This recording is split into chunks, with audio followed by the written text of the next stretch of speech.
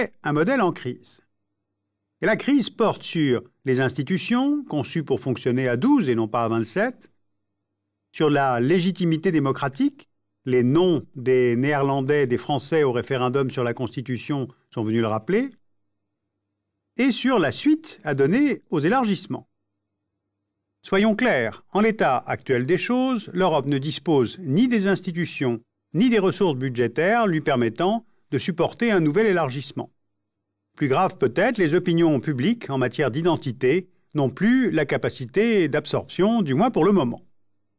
Et pourtant, à l'horizon 2009, c'est-à-dire tout de suite, la Croatie devrait rejoindre l'Union européenne. La Macédoine a été reconnue candidate.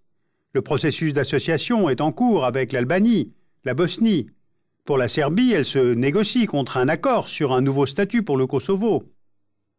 Il y a une logique historique et géographique à l'intégration des petits États des Balkans, l'Union européenne ayant intérêt à la stabilisation de son voisinage plutôt que d'ignorer celui-ci, évidemment. Mais intégrer les États balkaniques avant ou après la Turquie? Le débat est complexe car, en termes de sécurité, la Turquie a toujours été un allié fiable. Mais en termes d'opinion publique, la réticence est forte. Regardez ce graphique qui vient d'Eurobaromètre. En 2006, il montre les pays qu'on accepte le mieux et ceux que l'on accepte le moins. Eh bien, le plus, la Suisse, le moins, l'Albanie et la Turquie.